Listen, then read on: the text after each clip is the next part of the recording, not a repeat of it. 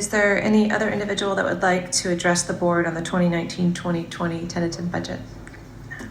I have something to pass to you. Do you want? Can I just? If you can give it to the officer, please.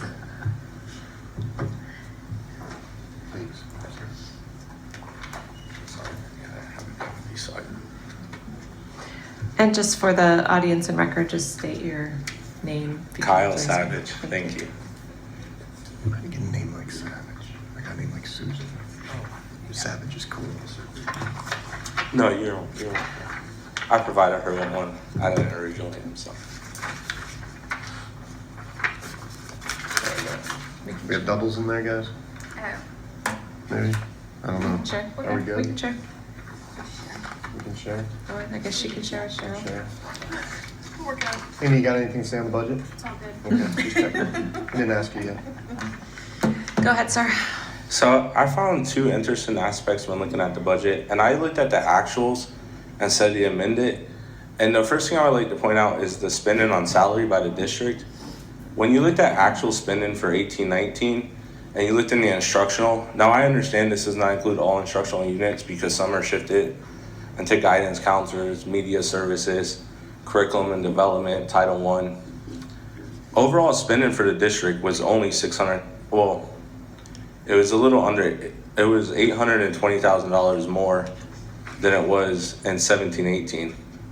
The other thing I would like to point out is, Where are you at on here that you're I'm on the saying? front page. Front page, first two Sorry, I get columns, my copy. first two rows. Perfect. I'm on the front page for 18-19. Perfect, thank When you you. compare instructional salary from 18-19 to 17-18, instructional salary spending only went up a total of about $820,000.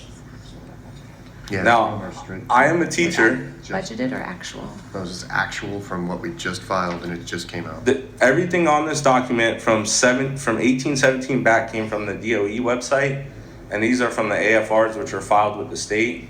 18-19 is not filed yet because it's on the board agenda for it to be voted on tonight to be filed. So But you pulled that from the board agenda? yes, sir. That's what I was thinking. Yeah. Yes, sir. So the other thing, I'm a teacher, but I started looking at all the salaries that we spend on as a district. The other biggest category string in the budget that's presented to the state that we spend on is administration salary. And if you look at the trend from 17-18 to 18-19, we spent less money as a district on administration salary. And even if you go backwards about 4 years, administration salary has not really moved. When we talk 200,000 against $29 million, that's not that much. So the next thing I did is I compared that to overall spending to try to see if there was any trends. And just comparing where it says percentage of overall spending, that is instructional salaries versus overall spending. And from 13 to 2018, instructional salary represented 68% of overall salary spending for the budget. For 18-19, it only represented 67%. While 1% is not that much, when you look at total spending of $347 million, 1% is $3.4 million less when you look at the overall budget. So one of my concerns by looking at that was when we had the impasse hearing and the district presented their raise plan with their bonuses, they predicted that we would have a $6.2 million recurring cost, and overall it was going to cost the district $9.5 million because of the bonus. But even if you look at instructional salary, school administrator salary, and overall salary, the budget never went up that much. So moving forward, I wonder if we're not estimating that number properly, so when we're negotiating, it's kind of a moving number. Do you see this? Does that number reflect fringe and retirement changes and any other benefits? No, all he's looking at here is just salaries.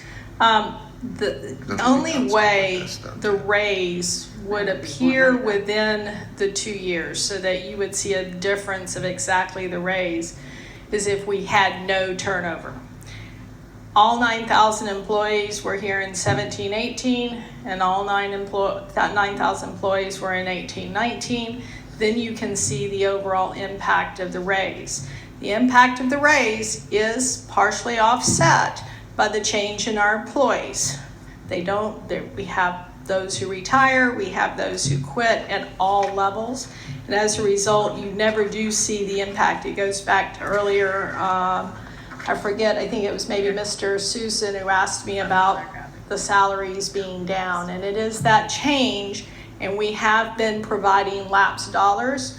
The 1.2% I mentioned in talking about the labor, and then more recently, the change we've made to retiree lapse. We're still analyzing lapse and working with Dr. Mullins to determine if there's anything else.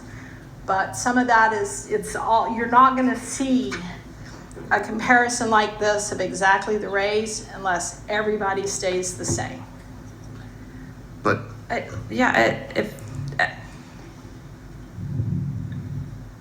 you're going to go right down that line. I know you are. Go ahead. Well, he just said it. If it was going to cost us even, and we were projecting that lapse, and we were supposed to also, on top of that, take that into, it was going to cost us $6 million plus the $3 million. Mm-hmm. How come that's not reflected in these numbers? Now, these numbers were just handed to us. I haven't cross-checked where they came from. I don't, all of those things. But I just checked. You can't, again, they're there, and I can get analysis for the board on it. I'm working on it. You do have, they've been right. We've never said there is no lapse. Lapse occurs due to the change of salaries. Lapse occurs due to vacancies, how long someone works in a year, how they don't. Lapse occurs, and we have been working first with Dr. Blackburn and now Dr. Mullen to provide the additional lapse over and above what we had already given away or pulled 30 years ago. But if we are dumping $6 million into a raise, you would think there would be really close to a $6 million gap between 27-18 and 2018-19. Not if you yes? had turnover with change that equals $5 million. Then it wouldn't be costing us anything it would cost us $1 million for a raise. Right. Right? And that's the essence of what he's getting at. But that's also why we have been adding, and if you will remember back to the new and recurring lapse dollars that helped to create the $14,953,000, there's $3 million of lapse added into that for the 1920. That is where we're providing back some of that lapse into providing the dollar numbers to it. So we were counting it as non-recurring, but is that? There was a portion we had done, about half of it was falling to the non-recurring due to errors in the way the report was picking up that was being provided to us by technology. So there was a group of retirees that were missing off of it. We've corrected that. Matter of fact, there's $1.5 million that we're negotiating with in addition to for the union. So we are working as a team, Dr. Theddy, Dr. Mullins and my team, and ET under Russell Cheatham, to identify all of the lapse dollars and assure we are providing everything and that we can analyze it. I was working with Dr. Mullins and Dr. Theddy on that today. It's so straight. It seems like the lapse dollars are around 20 million, and they stay there from year to year, roughly up and down. So there are two different types of lapse. You have salary lapse, which has portions of recurring, and then you have non-salary lapse that is non-recurring. What we're talking about here is salary lapse. Okay. So, you wanted to follow up?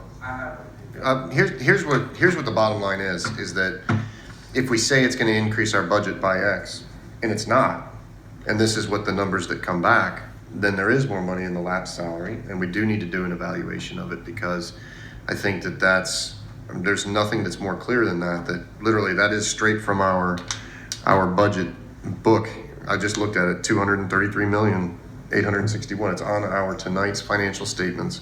It's what we're going to present to the entire state. It's what those columns that I sent to the CAFR, that's what it is. So he's right, and it's also something that I said at the hearing is that school admin is another area of lapse salary, because they're the same way. We've seen a big turnover of our retirees, and that's happening there too, so. We are calculating lapse on 100% of our employees, not just teachers, when we look at that. Right. Did you have another? Yes, ma'am, I'll try to be quick. I just want to point out one other thing about the salaries before I move to the second page. Overall salaries for BPS as a district did go up, but your two major categories did not, barely moved.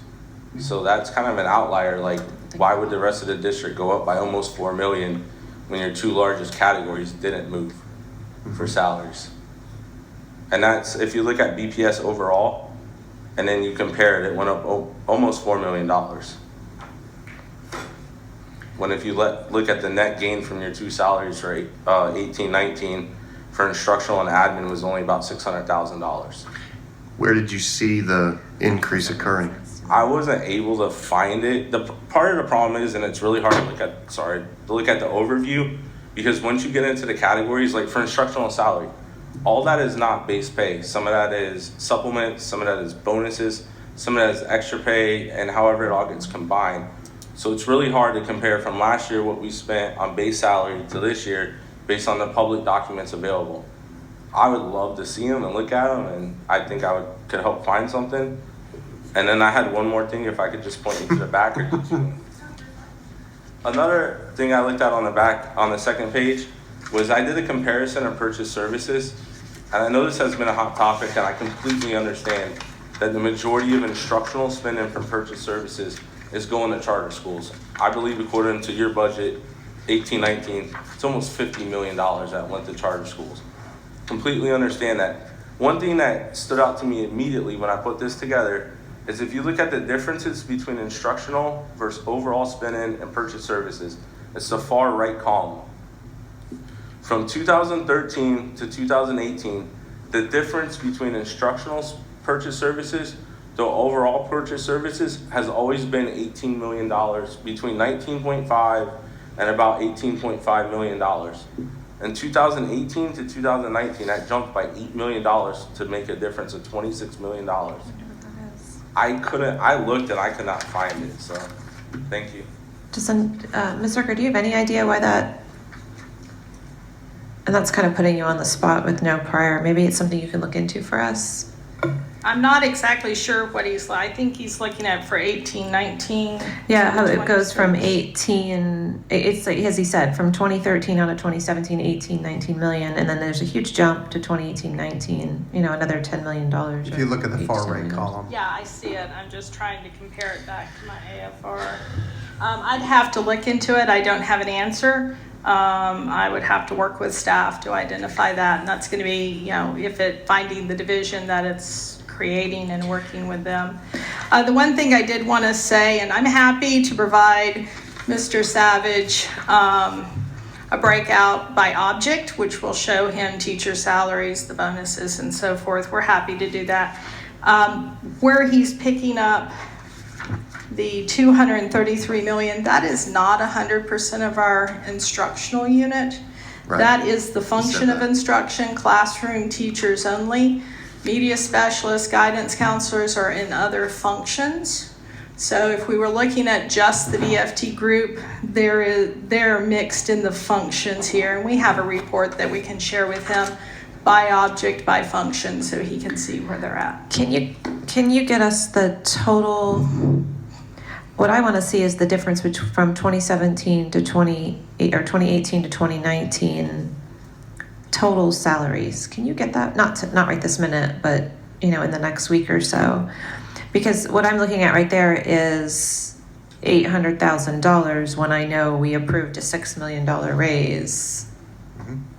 And so once all employees are totaled in there. Just as information, some of those salaries, in particularly operation of plant and maintenance and capital, are actually funded with capital dollars that are transferred over. If you'll remember, we bring over money from capital to pay for some of those salaries.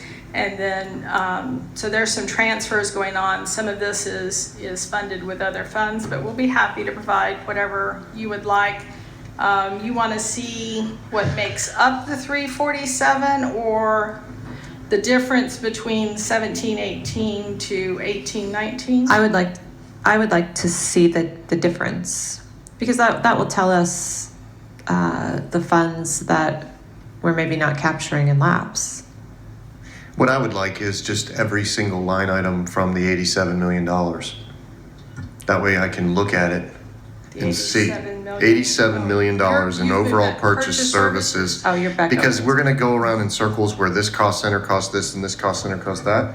Let's just look at it. Because we can then pull out charters, we can pull out everything from there. Let's just get that list. I know it might be 300,000 lines, but let's do it. No, it actually won't be that. No, I know, but I'm just saying. I think that's what we need to do. And Get that also, list. just to let the board know, I've offered to Mr. Colucci for him and any of the BFT leadership to come in and go through all of our reports and backup documentation as well.